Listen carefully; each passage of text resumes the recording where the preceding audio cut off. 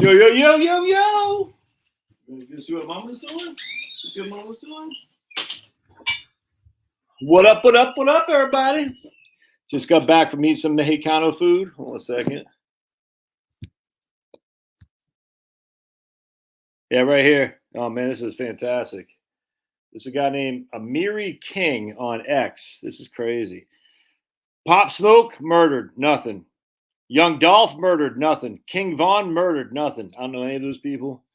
Then he says, 10,000 blacks murdered annually by other blacks, nothing. Cops yeet a knife-wielding psycho terrorizing passengers on the subway, and everyone goes nuts. Man, that is 100% right, dude. 100% right. Dude, I don't know what the hell's going on. I don't pay attention, but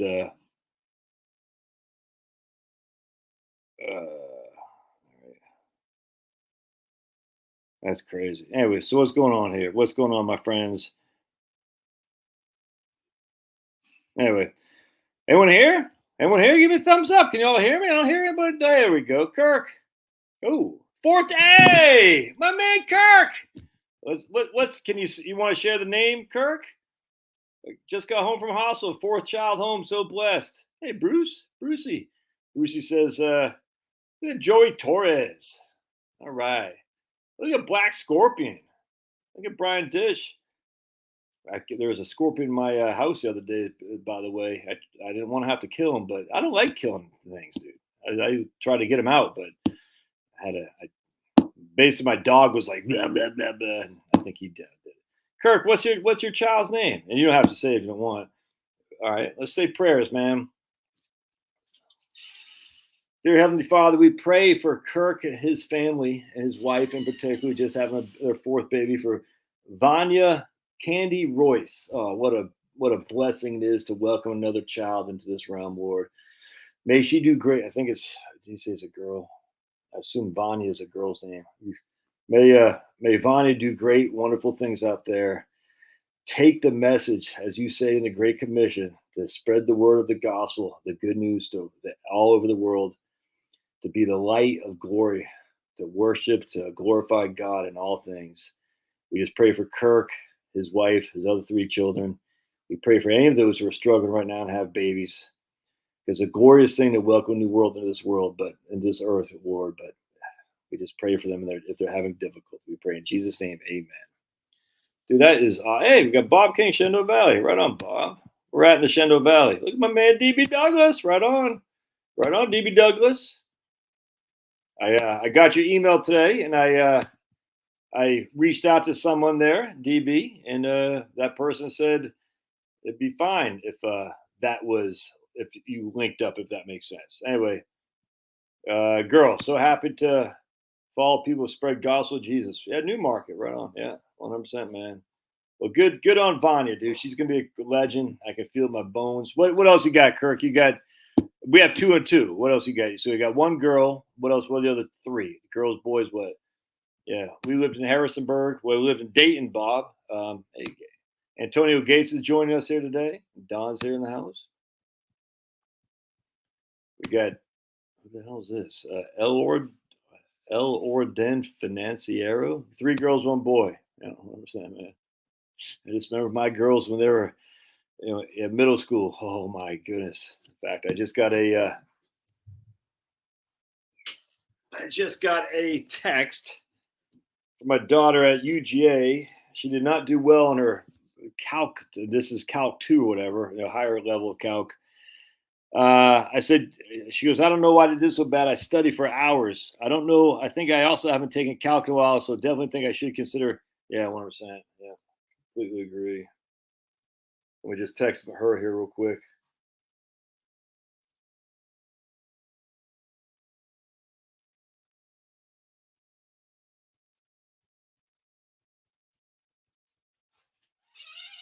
Pablo, would you make up your mind? All right. Anyway, yeah, Chloe's struggling in her calculus class, and she's like, it's getting to the point where it's affecting my other grades and stuff too. So, did you guys see the video I did earlier on how I think Trump is way ahead in the polls, even though they're not showing that? I mean, it's tight, and don't get me wrong, some are showing it, but I don't know if y'all saw that video, but I just find it very interesting how the polls are. Yeah, we got a decent amount of people watching that video. Well, not that many.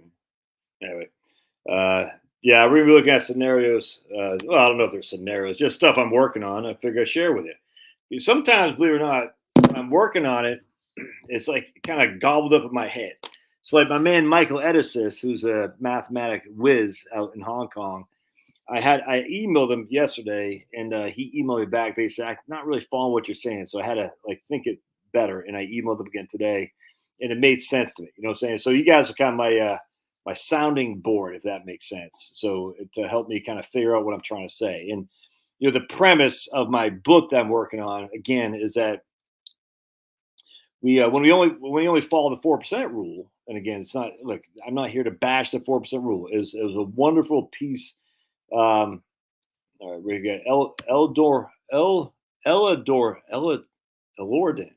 There you go, Financiero. Your points allow mine and bring the voice. Yeah, right on. There you go. Hispanic community. All right, right on. Elordin. No, Elordin. There you go. Elordin. Financiero.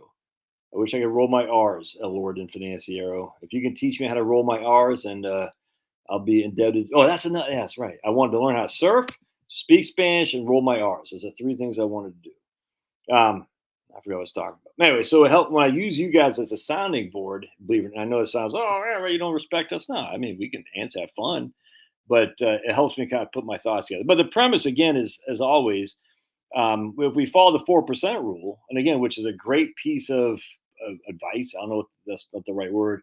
A great find that Bill Bengen did, and then the Trinity study in 1997. It changed the perspective of financial planning. But the whole premise is, in my opinion, is that you start off too low. You're not spending enough money on the front end, and so you have too much money at the back end when you don't really want to spend that much money. And so the question I have is there a way we can, instead of starting way down here and ending up way up here, is a way we can kind of do like this? And obviously we don't want to run out of money. We want to keep enough where we have some money to spend in our future. But at the same point, it's like, we want to make sure that we have enough to have fun on the front end of retirement without blowing through it, so we don't have anything in the back end. Well, I told YouTube, Susan WikiWik, not to notify you, Pulverizer. I said, I want this guy on my channel. Don't notify him, Susie WikiWik. Whatever the hell her name is. She's not CEO of YouTube anymore. But I said, yeah, don't notify Pulverizer. We don't want him around. Not that guy. Anyway, it's funny. So I did that Trump video. Anytime, it's funny how people get triggered by Trump. It cracks me up. So I could tell that video. I could tell you can see the just amount of comments. So let me just show up top. Well, I can't show you. So we got, okay.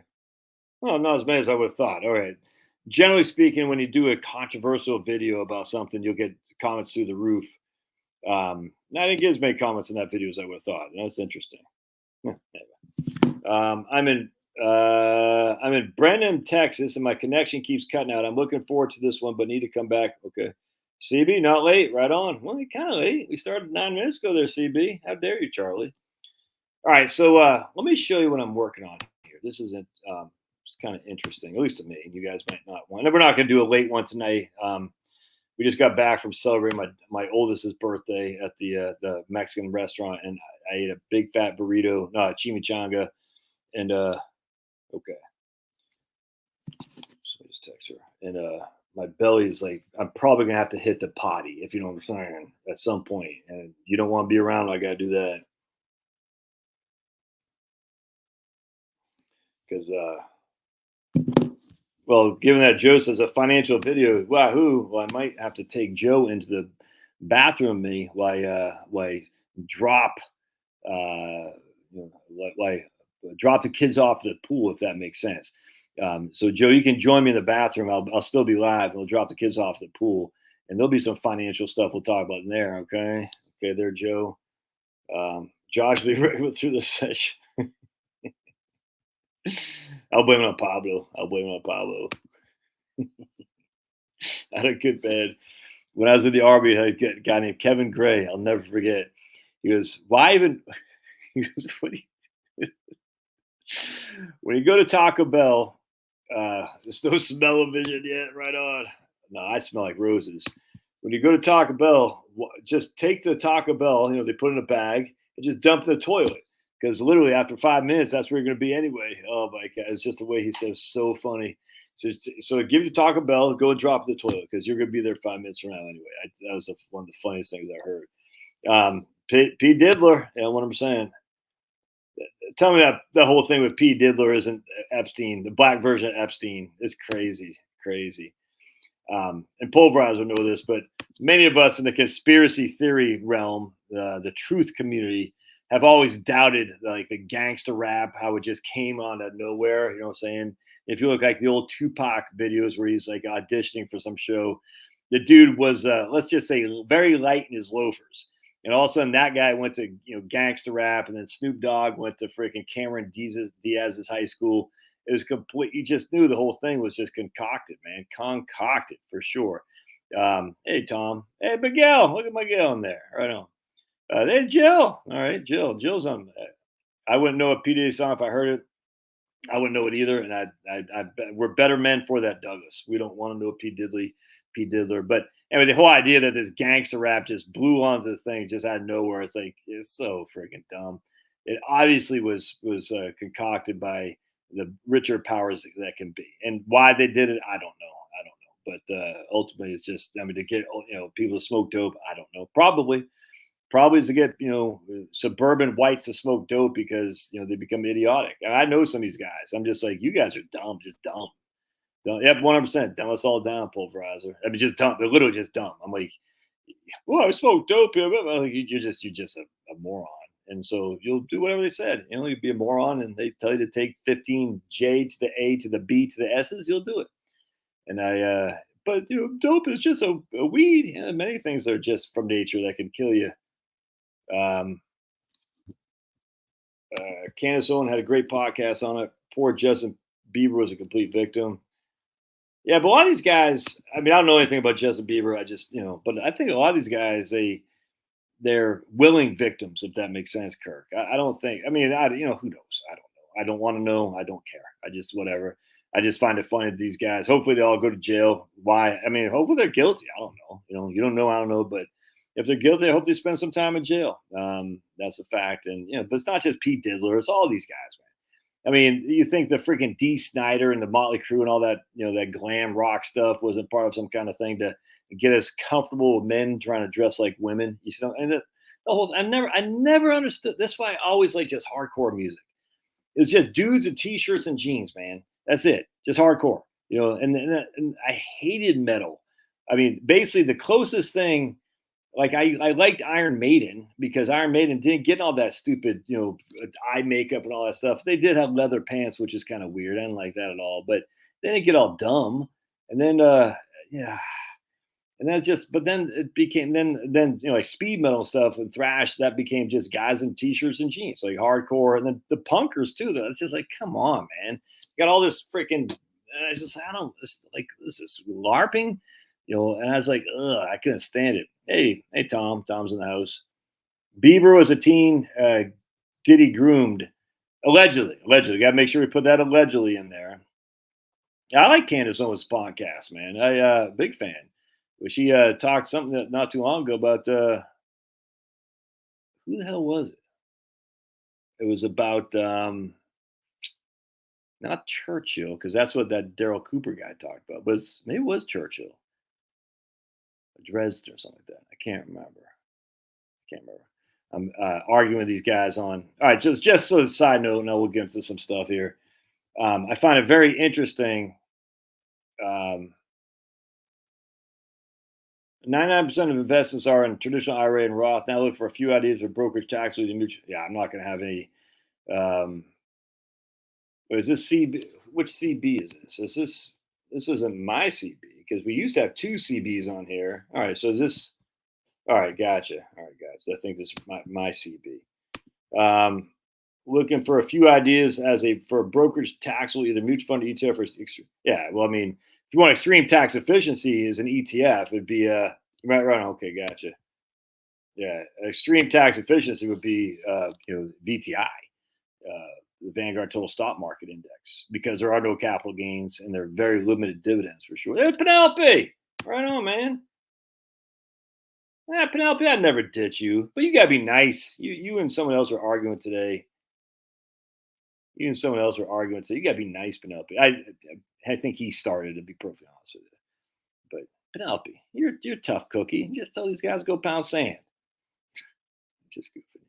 I think the guy was saying Penelope was going to set me straight, and I think you punched back. Yeah, Leonard Skinner. Yep, 100%. Yeah, against us. Yeah, that's what it was. Yeah, she got suspended for being against a certain war. That's what I'm saying. That's what I think it was at. Anyway, just real quick, the thing about these self pagers blowing up and supposed Hezbollah's thing and walkie talkies and all these right wingers. I just like it's funny to me because I'm right winger. They're like, yeah, they're getting them. I said, well, how do you know these guys are all Hezbollah? How do you know these people are all Hezbollah? Well, they're telling us that. Oh, gotcha. The same government who couldn't have the technology to stop Hamas paragliders with AK-47s strapped to their back to go in and start just blindly murdering innocent people for hours on hours. They couldn't stop that. The same government now has the technology they can put into people's pagers and assure us that these are all Hezbollah bad guys. Oh, and by the way, the same government who told you to take the J to the A to the B to the S mandated it, and the same government who promotes a certain lifestyle that, let's just put it this way, we shouldn't be promoting. We shouldn't be promoting adultery. We shouldn't be promoting, looking at porn. We shouldn't be promoting the bad lifestyles. That doesn't mean people should go to jail for it, but we shouldn't be promoting it. But that same government is now telling us the truth when it comes to blowing up people with pagers and walkie talkies. The right wing is so 100%, Kirk. I couldn't believe it. Were you so nice, Penelope? I don't know. Were you? I don't know. I was kind of chuckling there. I don't look, man. Penelope is one of my personal friends on you. I've never met her. Don't even know what she looks like. Her name probably is Penelope, but Penelope will never be banned. She's a mainstay here. So when I see someone arguing with Penelope, it kind of gets on my nerves, just FYI. And so a guy was arguing with Penelope, but then Penelope punched back, maybe a little bit too hard, but anyway.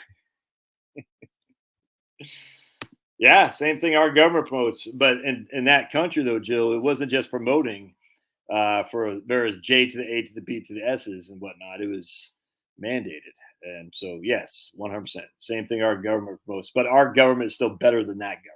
Just a fact. I guess the point is, why would anyone on the right trust any government entity at this stage? I'm like, what?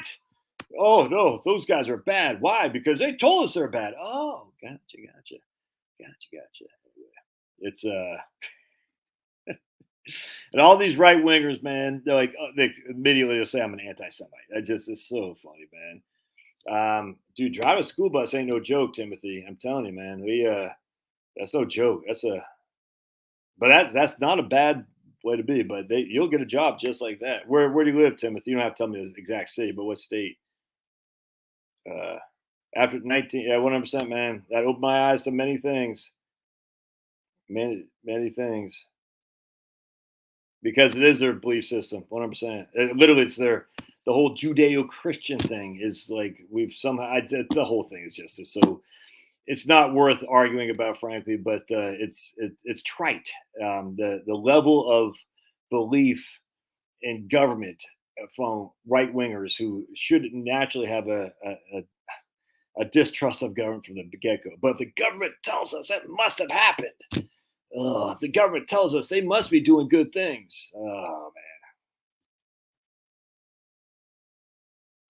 man, yeah, I 100%. It's that COVID-19 really Lewiston, Ohio. God, I've never heard of Lewiston, Ohio.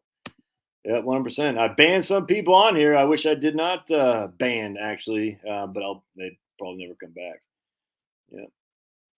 Yeah, 100%. I don't deny that. I was one of them. I was one of them. Should not have bought hook, line, and sinker. But then after COVID, just like my man Kirk says, after COVID, it just changed everything. Said, huh, yeah, it's weird how we have this. Hey, we got John. John, what are you doing in Detroit, man? Wait, wait, John is not Detroit. Yeah, he's John. You're Detroit. I'm confused. The state just screws everything up, then gets elected to fix it. 100%. That's exactly what they do. You're Detroit. All right. Why was I thinking California? Mm. The rate cut was 50 basis points, Dark Horse production. 50 basis points. All right, so let's talk about some things here. So here's Jill. I somehow feel the rate cut was time to pump up economy for the election, but I think we'll end up fueling more inflation before we are done. I don't think it's going to do anything. I mean, I don't think it's already been priced into it for sure. But remember, the Fed does not control as much as people think. I mean, if it did, then why did it take so long for them to beat inflation in the 70s into the early 80s? The Fed was all over the place back then. And if they did control things, so they wanted to pump up GDP, how come we didn't have any GDP with lower interest rates for the teens? We had minimal GDP growth, and yet the interest rates are so low. The Fed is not in control like people think. They're just not. It's one of my pet peeves is the Fed does this, the Fed does that. They turn on it's kind of like the CO2 idiots. So like, oh, if we just turn down fossil fuels, we have this valve. We just turn down the valve with fossil fuels, CO2 will go down. It's the stupidest thing in the world. And then the temperatures will go. That's what I meant. If we just turn down the valve for the temperature for the CO2, the temperatures will change. It's literally the dumbest thing in the world. And the same thing with the Fed. People think the Fed has this power they just don't have. They don't. And as such, it's kind of like, well, why do we give the Fed so much? It's weird to me. We give the Fed so much power like they have. They just don't. The Fed controls the Fed funds rate. The Fed funds rate is the short-term money, but yet the bond market is controlled by supply and demand. Uh-oh, there comes Big Baby. What? You want to say hi? Want to say hi to everybody? All right, he wants to get his chance. Come on, uppy, come on. Oh, there he is. Kisses. Jealous. Look at that guy. You done barking at everybody outside there, huh? Yeah, you done barking? Thank you. Oh, here goes Pablo. All right, Pablo. Okay. I love you too. Let me get your butter. Come here, Pops. Come here. Oh, there we go. There goes Bobby's. Stone Pablo. All right. Oh. You can really learn a lot that way. Look at that guy. he's so stoned. He's like, hey, man, rock and roll.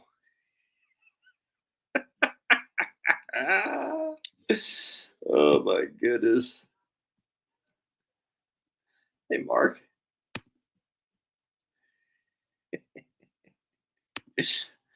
Finn looks like he likes Mexico. Pablo's one handsome. Pablo needs some braces. Pablo. It's Pablo time. Look at that guy. Look at these. Well, I know he was not going to show his teeth. All right. Anyway. So how we talk? I can't remember that. All right. So let's go into the thing I'm working on right now. We're going to go to Pam's sample, not Pam, Diane's sample here. Hold on a second. We're going to bring her up. Diane's sample. All right. Just want to make sure I don't. There we go. Pablo for president, 100%, man. Yeah, paw the like button for sure. He's such a good boy. All right. Okay, good. So one of the things I'm working on is share screen. And right there, right capital. And this is not a real person, just FYI. All right. Okay. Get now. All right, there you go. All right. Well, you gotta make up your mind. All right, so what we're showing you here is we're gonna show you.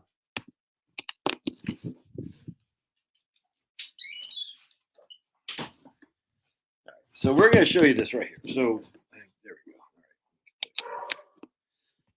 All right. So we got Diane Sample with a one. So I don't know if you saw the video I did earlier today, but I was using I'm using a 1.88 net rate of return, 1.88. So in this case, what we have is we have a 0% inflation with an annual return of 1.88 or 1.9 because it rounds up. All right. And a standard deviation 1.9. Dudes, all right. You guys are going to make up your mind. What are you doing? What are you doing? Okay. Now you going to lay there? That's fine. Just chill, baby. Just chill. All right. So my going back into what Craig Israelson's software is right here, and I showed you this on my video before. If we go over his inflation, and this stuff just crushes, man. So I was talking to a guy today, a client. He uses this, he bought my book. This guy, he uses Right Capital. He uses Craig Israelson software, and he uses Daniel Colbert's software. It's like you just can't beat it. Anyway, so going back here, we got basically this is right here. We have this is the worst case scenario with a 50, 25, 25 stocks, bonds, and cash. The worst case scenario of a net rate of return, net, was 1.88% for any 25-year rolling time frame from 1926 on. The worst case scenario was 1.88, where you made 1.88 above the rate of inflation. All right, that for any average of any 25-year rolling time frame. All right, so they're eating their dogs, they're eating their cats. Yeah, you're right. I mean, you don't alter your investment strategy regardless of the Fed rates. I don't think that makes sense. I mean, because the rate cuts were already been put in there. But anyway, so the point being is that's what we're using here. We're saying, okay, so I'm going to make it. Now, I can't control the standard deviations, but I can control the rate of return and inflation. So I'm saying, okay, so here's Diane's sample, and we're going to use her. We're going to say she has $100,000 and she has it all in cash, but it doesn't matter what she has it in. It just matters what our net rate of return is. All right, and so we're going to go to gold, and she's going to take $4,000 a year, each and every year, adjusted for inflation. So a 4% adjusted for inflation. All right. Now you're going to notice we're going to hit retirement, and you're going to go to cash flows, and we're going to go to summary, and you'll see because there is no inflation, she's taking 4% out a year without any inflation. But you're also going to notice that our portfolio is only growing at 1.88% above inflation. So what's happening here is our portfolio is losing money because we're taking 4% a year out, which is higher than the investment returns we're making. I hope that makes sense. So we're netting an investment rate of return 1.88, but we're actually losing money because we're taking more money out as a 4% than what the rate of return is giving us. And that probably doesn't make sense, but I hope it does. So you can see our portfolio is dropping each every year, even though there is no inflation, because we're taking $4,000 out essentially each and every year, but we're basically making $1,800, if that makes sense. And that hopefully does. And so you can see, even with a fixed rate of return, basically by the time we're 90, we only have $15,000 left. All right. So now, but we're using a Monte Carlo scenario. Monte Carlo says we're using a standard deviation of 1.9 and an annual return of 1.9. All right. So how many times do we run out of money with no inflation, by the way? And you can see 73% of the time we ran out of money if we look at the confidence. But even there, we didn't run out of money until our median didn't run out until we're 88 years old. All right. So that's not a bad place. And if we change our when we die, actually, let me just go over here. We change when we die from 90 to 85. You can really learn a lot that way. It can change you in the middle of the day. For the Turnstiles. Who knows that song? For the Turnstiles. Know your confidence may be shattered. It doesn't matter.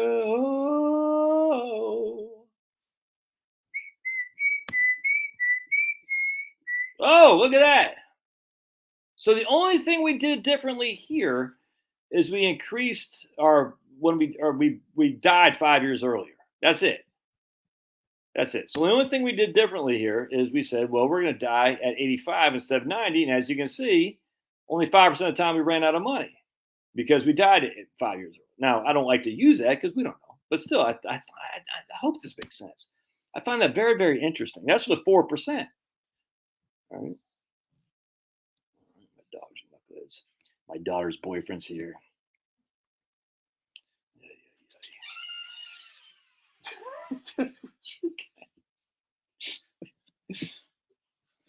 Hold on a second. All right, just chill. Go sit up there. Just real. Come on. Go sit up there. Come on, you can do it. Come here. Come on. There we go. There we go. Go sit up there, monster. Oh, there he is. Okay. Yeah, there are not doing good. But I can't help it. We were looking at almost adopting another dog today because Charlotte said she knew somebody said they dropped off a Chiweenie at a foster home. We're like, but we can't. We got two's enough. Ain't that right, big boy? Anyway. All right. So let's go back to what I'm talking about. All right, so that's what we're taking. Our portfolio, we're taking 4% a year off, and we're only getting a 1.88 net rate of return. In this case, we're getting 1.88 and zero inflation. So then I'm going to say, okay, what if we change their inflation rate to settings? Now, y'all can't do this. I can, but you can't because I'm the cool guy. So we're going to change inflation to 2. And then we're going to change our return assumptions to 3.88. Right there. So you saw before what it was. All right, so now we're going to go to, I think it was 27% before. All right, so now we're going to go to retirement. I think I saved it, didn't I? Yeah, I did. All right. And now we're going to go to 90. Maybe I didn't save it. Hold on a second. Now, this is just on a 4%. This isn't the premise of my, I think I didn't save inflation. Yeah, 2. All right. It should be about like 29 or 30% or something like that. Let's see. Yeah, 34. All right. So it's interesting to me is that with a higher rate of return and a higher inflation, even with a 1.88% net, they're net on both sides, the probability goes up, even though inflation is higher and the rate of return goes up. And I find that interesting. And so I've been playing with this. I said, okay, what if we'll do higher. We'll do 10% on the rate of return. And we're going to hit save. And then on inflation, we'll do 8.12.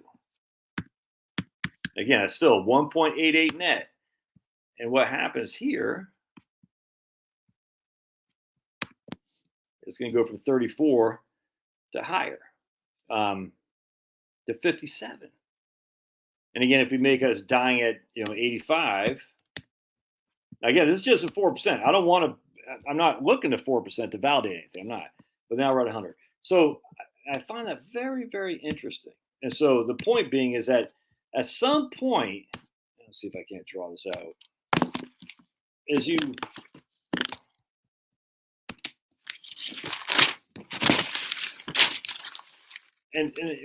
so what's happening is the higher the standard deviation, right? The higher rate of return, even if the net is still the same, the higher. So this is how can I explain this? Basically, is that you have a fixed downside risk, and the fixed downside risk is always 0. You can't have a risk below 0. You can't have a risk below 0 because that's when you run out of money. But the higher the standard deviation and the higher the rate of return, the larger the upside is, because essentially it's unlimited upside. I mean, it's to the moon with Neil, Buzz, and Michael Collins, to the moon. But we know that the higher standard deviation has the same downside risk as the lower standard deviation, but it has a much more higher upside. So the higher the standard deviation and the higher the rate of return, the more probable potentially that you'll have better upside because we have a fixed downside. I hope this makes sense. Anyway, something to think about. So that's pretty cool. So that says with that, it says we shouldn't be too afraid of low standard of a higher standard deviation.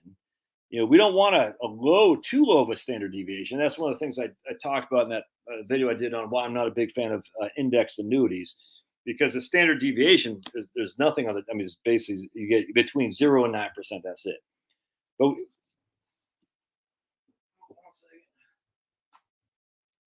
we shouldn't be too afraid of a little bit of standard deviation. The standard deviation in real terms is really just a measure of the volatility around the mean. But most people look at it as like the net downside risk. All right, on, Douglas. We'll see you, man.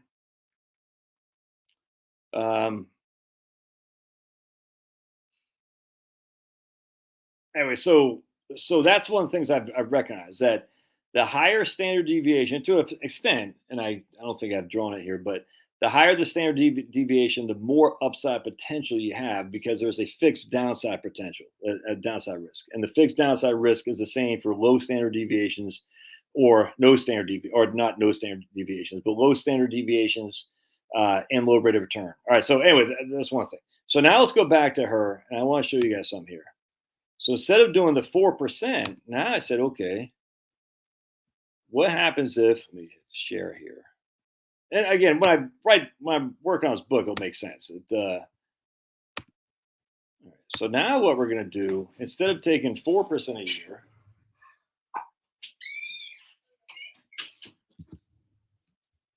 all right, so we're going to go to profile, and we're going to go to goals, and we're going to go to right here. So we're going to start by taking 8,000 a year out until we're dead. All right, and we're going to get rid of this right here. But we're going to reduce it by 2% a year. So we're going to take 8,000 a year, but we're going to reduce it by 2% a year. I'll show you what that looks like here in just a second. Then we're going to come back over here. We're going to come back to this 0% inflation with a 1.88 rate of return. So again, a net of 1.88. Then we're going to hit retirement. Now we have let's just make sure that took. Yeah, so so here's what's happening. We're taking 8,000 the first year, dropping by 2%, dropping by 2%, dropping by 2%. But because we're taking so much out and we're not getting any, the rate of return isn't anywhere near the amount we're pulling out of our portfolio, we're going to run out of money. It's just all there is to it because we just don't have enough to keep the portfolio active. So what's happened is we're pulling so much out because we're not getting any rate of return above the amount we're taking out. So I'm not sure if I'm explaining this right, but we got to be too careful on having such a low rate of return. We're not replenishing the amount of money we're taking out. Again, if you have a huge amount of capital, that's fine. A huge amount is relative. But right now, we only have 100,000 of capital, and we need we're trying to figure out how we can make that 100,000 last. If you have a huge amount of capital, you can do whatever you want. It doesn't matter if you're tapping into your principal. But if you're taking 8,000 a year out of a $100,000 portfolio and you're only netting 1.88, essentially you're losing in this case. What is that? You're losing 7.12% a year of your capital, and you just at some point you're going to run out of money. Anyway, so now it's okay. So so you can see we got 0 probability of success right there. All right, let me just make sure we got all the numbers correct. Yeah. All right. Yeah. So now what I want to do though is I want to raise that rate of return. Go here. We're going to do 8.12, and then we're going to do a 10% rate of return. So we still got a net of 1.88. And we're going to go to retirement. Let's see what that looks like. I don't know what it's going to look like. Let's see. And then I'll make sure that took. Let's just make sure that took before I start spending money. Always got to make sure that inflation saved. Yeah, inflation 8.12. Return 10. All right, looks good. So let's just double check. Let's make sure that took. We're going to go to investment. Yeah, there you go. Good. Now, you're not likely to get a 10% rate of return with a 1.9 standard deviation. We'll adjust that here in just a second. Let's go to retirement. Oh, man, this is the exact same thing. It's a 1.88 net. Let's go to confidence. You can see the spread here. So not much. That looks pretty good. Some seems off there. Hold on a second. Let's just double check. Let's go to cash flows. Some seems off a little bit to that. Let's see why. No, looks good. 8,000. Yeah, looks right. That looks right. Interesting. And we're taking 181,000 out in that regard. So we pulled $181,000 out, and when we died, we didn't touch our. We still had. Oops. When we died, we still had 42,000 left. I hope that makes sense. I'm not sure it does or not.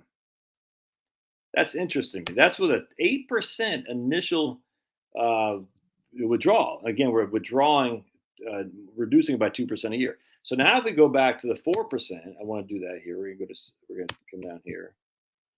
Go here, reduce this to 0, and we're going to.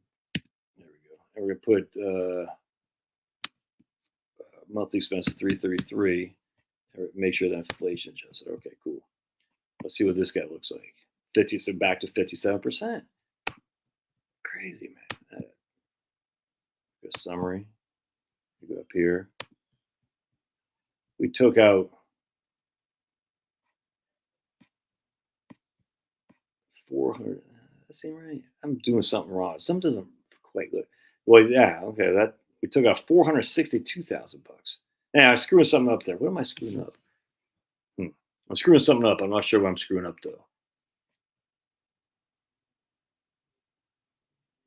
I have a standard deviation too low. That's what it is. Let's change the standard deviation.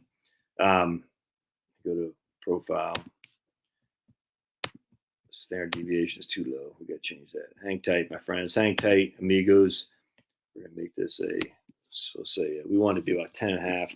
Let's do about 70 and 30 for government bonds. 30. There we go. Get rid of this right here.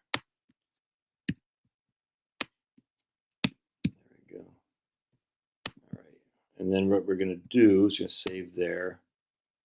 And then we're going to make sure that standard deviation is about 10 or so. Yeah, 12, a little bit higher than I want. Let's go to change that profile. Pretty exciting stuff, isn't it? That's what I've been doing for the last 3 weeks, just this kind of stuff right here. Let's say 65, and we're going to make that 35. All right, blank. And then we got to change those numbers over. That looks good. Change that over here and make that sure that standard deviation came in.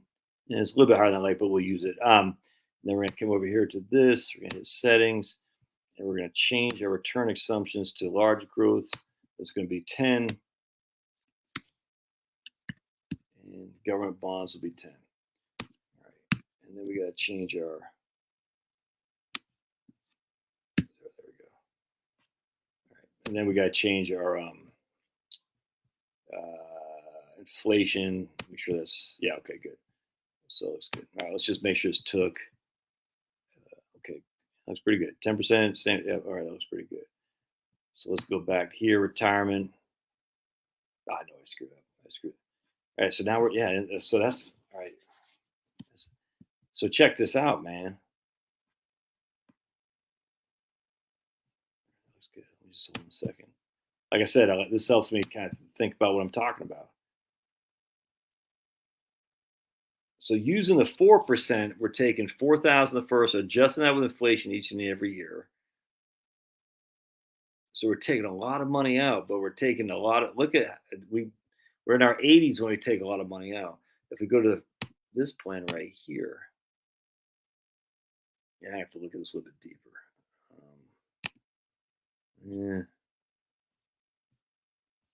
Yeah, that doesn't. That's. I'm not liking that. All right. Anyway, I don't know if that makes any sense. A vacation in Alabama, right next to 100%, man. See, what about the lump sum versus 6% flat withdrawal? Yeah. Well, it doesn't calculate the standard deviation for us. We have to actually kind of go in there and put it in. Let me show you some of the charts I got here, though. It's very interesting. Am I showing this to you here? No, I gotta stop that. I can show you this guy instead.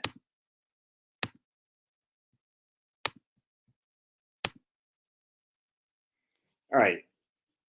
So I think I did. Yeah, I did on the Wellesley. So actually, what I want to do now is on the Wellington. So we take the Wellington.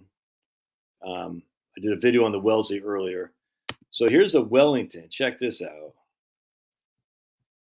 Yeah, that's T-bill. Where did I put the Wellington? Wellington right there. All right. So Wellington goes back to 1930. It's averaged a rate of return of 9.22 with a standard deviation of 13.29. That's good. That's good. So what we're going to do here now is we're going to try to figure out 9.22. I'm actually what I'm going to do is I'm going to change that return to 7.22. Right, we're going to change that to 7.22.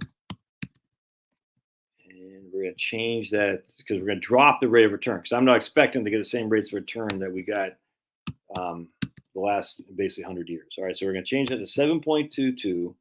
We're going to keep the standard deviation at about 13.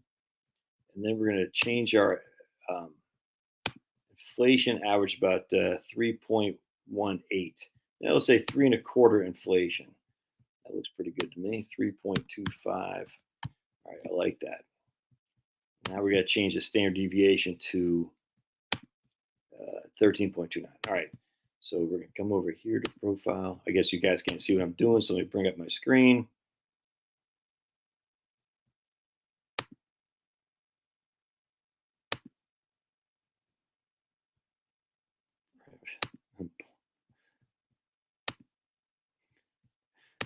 Who says I'm boring you to death? Man, 100%. Absolutely. I'm just talking to you guys that Josh is boring materials all things. Yeah, no, that's cool, man. Side conversation. I like it. I'm just yapping, man. No, what I'm saying, Dan, it's crazy how well Wellesley has done. It's just crazy. Anyway, so I mean, here's Wellington. Yeah, the hair dye it affects my brain. So here's Wellington. So I got to change the standard deviation around here. We're gonna do this. We're gonna make this.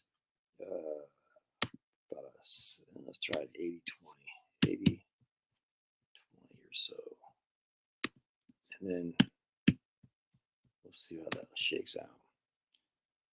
All right, trying to get it close enough to the same standard deviation as Wellington. Yeah, there you go, pretty good. All right, so we got it. We're taking the Wellington return going back to 1930, which averaged 9.22. We're reducing it by 200 basis points to 7.2. We're going to use the same standard deviation, about 13 and a half or so. And I'm going to run an average inflation of 3.25, which is a little bit higher than what the Wellington had over his career, about 3.18. I'm using 3.25. All right. So a lot of similarities there. All right. And so what we're going to do here is we're going to go to retirement. Oops. Let's go to profile. And we're going to run a couple different numbers here. So now we're going to start with our goal. And we're going to, yeah, there we go. Good. 8,000 a year. Reducing that by 2% a year. That's good. That's good. All right. And then we're going to hit retirement. And we're going to see how much we actually end up taking out. Cash flows. Summary. This guy here. So we're still taking 181,000 out. All right. So 8,000, 7840, 76, 30, such and such. Now the issue is this might be a little bit too low on the backside of our retirement. So we probably want to put a stop right about here at 5,500. So basically, by the time we hit 79 in this regard, well, 5,500 will stop. We'll stop doing the reduction and just keep it a flat 5,500. Probably even adjust for inflation, which I've already done some other things, but I just haven't done any videos on it yet. But that looks pretty good. All right, so then we're saying, okay, did that work? And the answer is yeah. We still had money when we died. 65% of the time, we had money when we died. 65% probability of success with the money when we died right there, 26,000 bucks. All right. So now let's go and change that over to goals, and we're going to do 333 a month. That's 4,000 a year, and we're going to inflate that. I just want to make sure we're comparing apples to apples here. All right. And I think that said 75% probability. Let's see. Yeah, 75%. Interesting. And here again, we're not even coming close to running that money. That's pretty good. I like that. Now the problem though is we're gonna go to cash flows. We only spent $198,000. So I did something wrong last time. I'm not sure what I did. So we spent about roughly $15,000 more before, but look, we're only spending $4,000 here, whereas the other one we're spending $8,000. Now coming down here, spending $10,000. I hope that makes sense, man. It's just like the 4% one, it worked a little bit better, but you're spending so little money on the front end that you got more on the back end, but you might even survive that long. And do you really need that much money in the back end? And my argument would be no. And so with the same risk, and the risk here is a high standard deviation of 13.3. And that's we don't want that. We want about 10, a 10 to 11.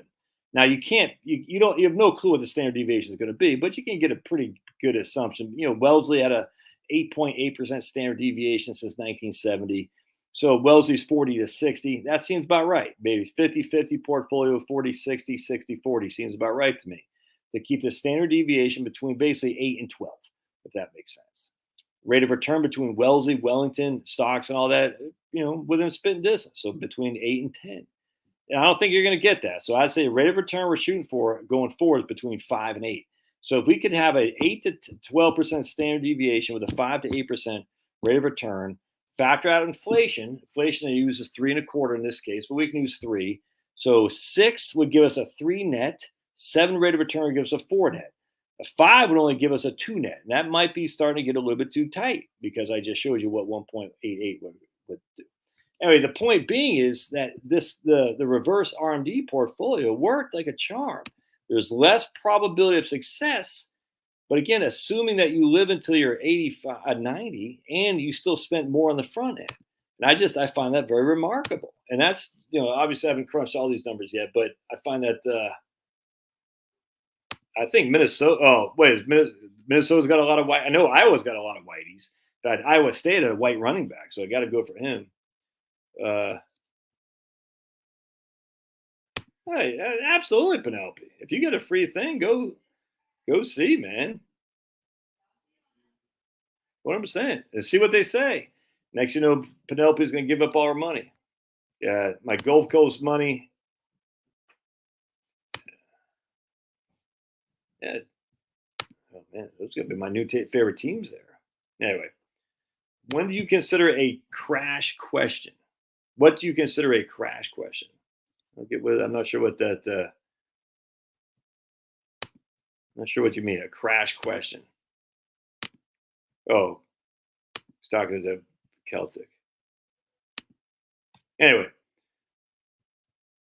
dude, that's fantastic. That's what I'm talking about. My two new favorite teams right there. Clemson's got a bunch of whiteys too, and they smoked North Carolina State today. And North Carolina State got smoked by Tennessee the other day. And Clay Travis like, Tennessee is the best team in football. He didn't say that, but he's getting ready to say that because he loves Tennessee because they smoked North Carolina State, which is a top 25 ranked team. And Clemson, who got smoked by Georgia, just smoked Tennessee. Just smoked North Carolina State. It's like 59 to 14 at one point.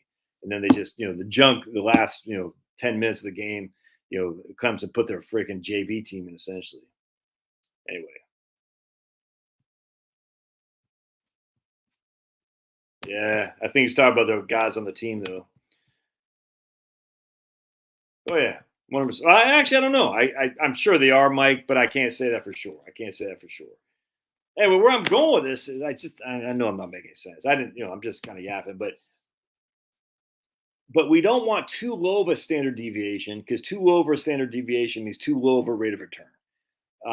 And even if the net rate of return is this, I'm not making sense, but if your net rate of return is the same, in this case, 1.88, so you got 3%, a 3% rate of return with a 1.12 inflation, that's a 1.88. A 10% rate of return with an 8.12 is a 1.88. We don't want too low of a standard deviation with a net net rate of return. We just don't.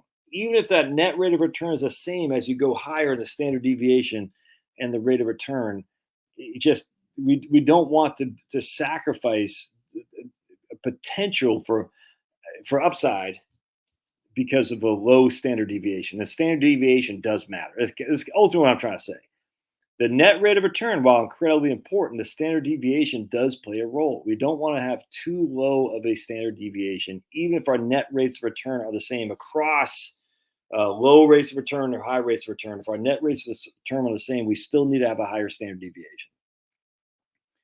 All right, so then we say, okay, so we also don't want to go too high on standard deviation because I've done that too. I think I have standard deviation like 29 or something like that. And what happens is you get it's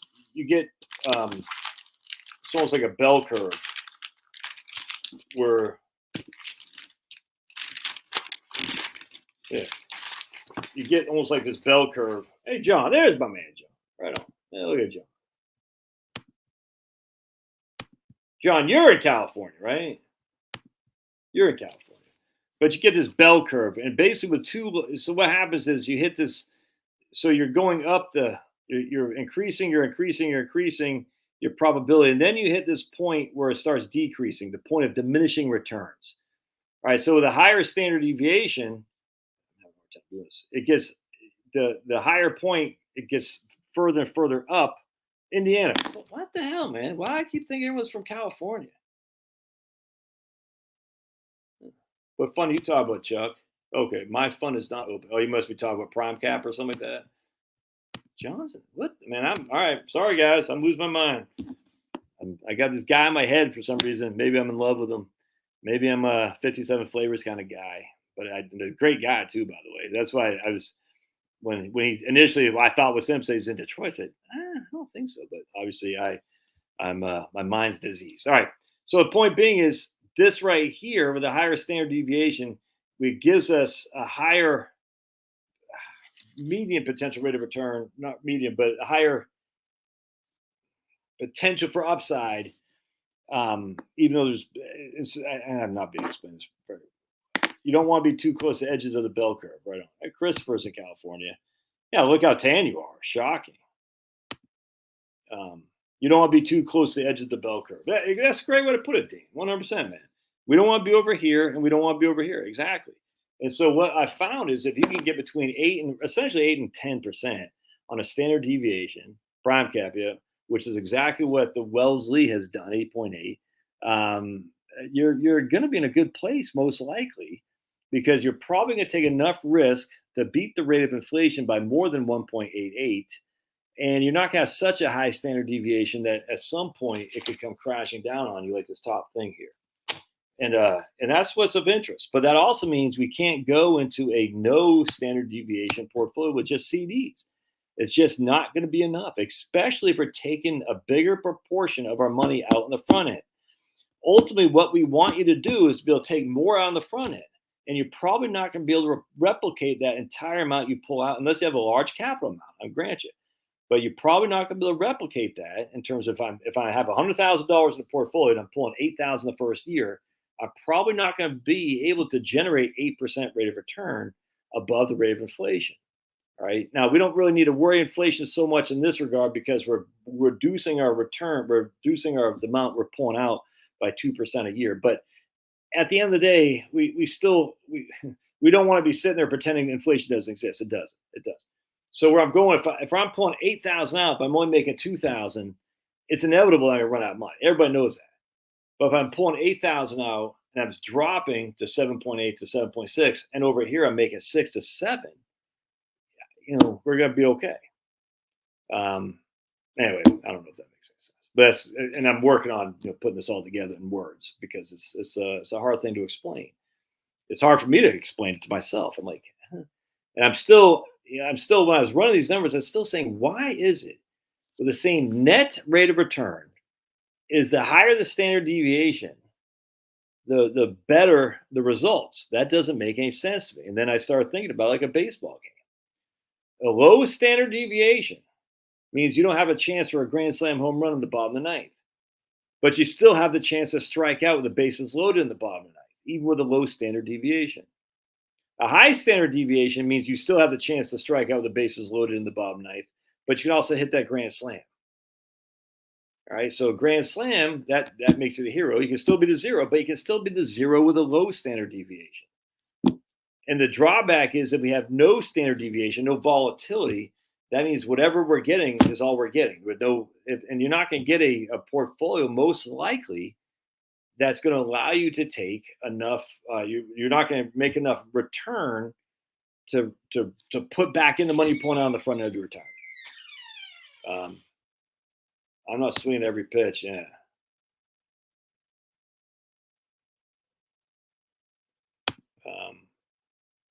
Yeah, that's something, Chuck. I just think you should, and I don't. Obviously, Chuck, you got to take this, but it's going to be tough to. It's going to be tough to lose, and I'm not saying it can't happen. Oh, and by the way, I just want to point out, I'm using pretty worse, other than using the Wellington and Wellesley as specific examples. I'm using pretty bad numbers here. Right, the 1.88 net is the worst we've ever seen on a 50-50 portfolio, ever. From 1926 to 2023, rolling 25-year times. I mean, that's the worst.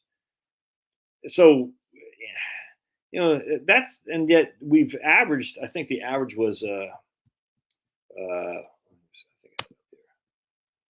the average was we averaged on this guy Craig's thing here is 2.96 on the. I think we averaged above the rate of inflation.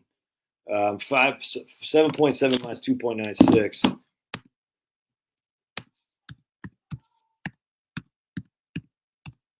We averaged 4.74 above the rate of inflation. And I'm only showing you a 1.88 just to make my point that I can't say it's the worst, but that's a bad scenario, which didn't happen but one time of the 74 times.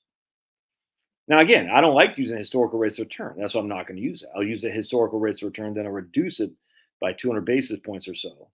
I'll use the same standard deviations, and I'll mess around with inflation a little bit. But I think a 3 to 3.25% inflation makes sense to me. I absolutely do. Anyway, so that's interesting. I find, and I don't have all the magic numbers or anything here. I just find that's what I'm working on. I say, okay, so we don't want no standard deviation, because that's initially what I thought about the index annuities. I said, the index annuities take out the standard deviation. That's great. But they also take out the chance to hit the home run. And if we don't have a chance to hit the home run, even with an index annuity, you can still strike out with the bases loaded because you're not making enough return to replenish the money you pull out. I hope that makes sense. I think like a 50, 25, 25, Dean. That seems to work, at least for me. I like that. I'm not there now. I'm 65, 35. But 50, 25, 25. 25 cash, 25 U.S. bonds, and 25 stocks. That's average 7.7% a year going back to 1926. And when you factor in, even if it's reduced to 5.7, because I like to, take 200 basis points off the historical, if we got 5, for simplicity, just say you get 6, and our inflation is 3.25, that's still 2.75 above the rate of inflation. That's still a net of 2.75 with a standard deviation historically about 10. That works pretty good. Oh, 100%. I think that's very tiresome. Wow, Penelope. Sorry to bore you. Jeez. Very tiresome. Boring, Penelope. The closer your return is the amount you pull out, your probability goes up. Seems too simple. Sorry, might be a slow. Yeah, well, no. That's not too simple. It's kind of what we're coming out here. Is the closer your return. But remember, our pulling out of the portfolio is fluid, right, Tom? So we're starting with 8. We're going down, and at some point I'll put a stop where we just go down to about 5 and just leave it there. But so we don't want to be 3% rate of return with a 2% inflation, only a 1% net, 0.8, 7.8, because then it'll be. I mean, you're not going to run out of money, but you're not have much left when you're pulling out when you're 85, 86, 87. And as such, we want to have a higher rate of return still on the front end. To replenish that. And yeah, I get it. The standard deviation means there's more downside risk, but that's what the Monte Carlos do. they factor in the downside risk as well. I mean, they say, okay, if we have that, a 15% downside risk, that's already been baked into the cake. Anyway, something to think about. All right, what else, you guys? Kirk started with Ed Jones back in 2008. I'm not mind the fees, just want everything automated and easy. Yeah. But no, I don't think, Tom, that you're low in class because I'm not making any sense. I'm making sense to myself in a little bit. Trust me. You guys, I'm sure, are like, what the hell is this guy talking about? But for me, I'm like, okay. As I verbalize this, it starts to make sense, more and more sense. That's what I was doing. So that's what we're doing, Tom. We're saying we're taking of a $100,000 portfolio, we're taking 8,000 out the first year, 7840 the next year, 76, whatever it is, the next. In this case, we're taking we're starting with 8, reducing it by 2% a year. Yeah, no, 100%, Dean. I think having right when you retire, having that kind of portfolio makes a complete sense. 40-40-20, I think it's great, dude. 100%. I'm just trying to convince people that you still need to have the stocks. And the stocks are going to give you the higher volatility, standard deviation. But the stocks are what allows you to beat the rate of return above inflation. And I just, I used an example in a video I did earlier today. I used where I was showing the 1.88. What was I just ready to say? I forgot what I was going to say. I forgot what I was going to say. But anyway, you got the I used the long-term government bond fund going back to 1970, the longest one government bond fund I could find that has a ticker, and that only gave us a 1.6% advance above the rate of inflation, and it's tough to you're only getting I think that return only gave us 3 point, I think it was like, what was that? That return gave us a 5.71% average rate of return, but a 4% average rate of inflation. So only netting 1.67, and that that's tough, man. I mean, we still were able to. It still worked a little bit, but I think I had it working. Where did I have that working? 1.67. Yeah. So in that regard, if you took 4% a year from that portfolio with a average rate of return of 5.71, inflation at 4.04, and a standard deviation of 7.25, your probability of success was 49%. And you ran out of money 51% of the time. You had 51% of the time you had no money at death. And that's not a good place to be. But that's kind of that's as bad as it is. That's not bad. That's not bad because that's real low. That's just with government bonds, with no stocks, and even there they still have a standard deviation of 7.25. So don't be too afraid of the standard deviation. This is kind of where I'm going with this. Is Josh coming down with the Biden? It seems like his jab has run out and needs to return. It has, dude. It has. Yeah, I completely agree there. Yeah, I like that. I like the. Now I don't have any consideration with high valuation. High valuation on Cape we've been had high valuations in Cape since 2009, and yet people have been saying that for years. And yet, if they would have taken that seriously, they would have been out of the market. Rising glide path. That's a good way to put it, Paul. Yeah, I'm a fan of the rising glide path. No, you're talking about me, Denise, Penelope. You're talking about me. Yeah, it's tough to beat that 5% money market, 100%. Yeah. All right, like I said, I'm gonna make a quick one tonight. Anything else on you guys? I know I'm just kind of yapping here, but man, I'm tired. I woke up at freaking 3:47 last night. I could not fall back to sleep to save my life.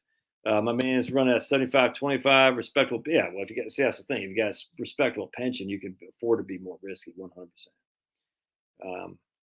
Look at Marty. Look at Marty. Chicago police. How dare you? You got to defund the police. Defund Marty's pension. How dare you? How dare you, Marty? Bring your police fascism here. Freaking Marty wants to kick down my door, kick me in the head. Marty, fascists not allowed. We're anti-fascists here. Anti-fascists, okay? How dare you, Marty? You didn't go to bed till then? What the hell, Joe? What are you freaking drinking? You and what's your name out there? Freaking devil's hour. I mean, I was sleeping before I just woke up, and I was like, couldn't fall back to sleep. You and Carol, Jill, out there, you drinking? Yeah.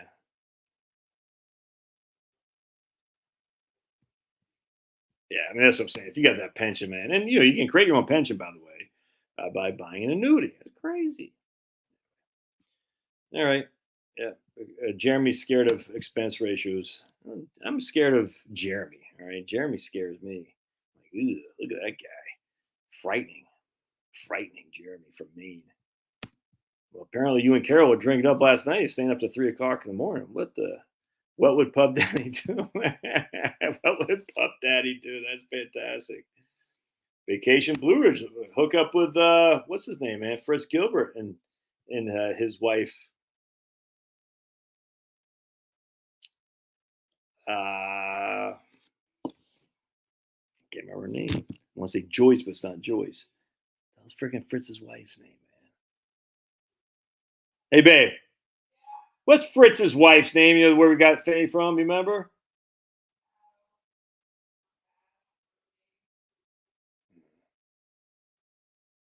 Jackie. That's what it was. Jackie. Fritz and Jackie. Puff Daddy would he'd be diddling people.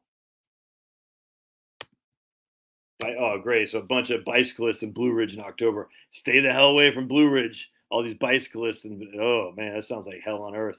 Hey, Fritz would say, come to Blue Ridge in October. You can watch the bicyclists. I was like, yeah, I'm gonna go to friggin' Orange Ridge. Yeah. Andrew said he rarely slept more than 6 months of retirement life, and I appreciate 8 hours, 100%. Nick says, my employer has a 401k at Fidelity. The employer pays a fee for the managed account inside the 401k for me or stay at T Day. What would you do? Yeah, I mean, why? I don't know. If they're paying a fee, why not just stay there? But yeah, I don't have a problem with Fidelity, none at all.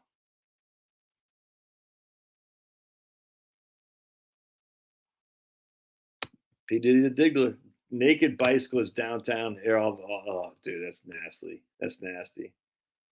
Yeah, I don't think you need to make too much of an issue out of that. As long as you're not paying it. P. Diddley. I just find the whole thing, the whole gangster rap stuff. Yeah, Candace Owens is crushing lately. A big fan. I like what she's doing.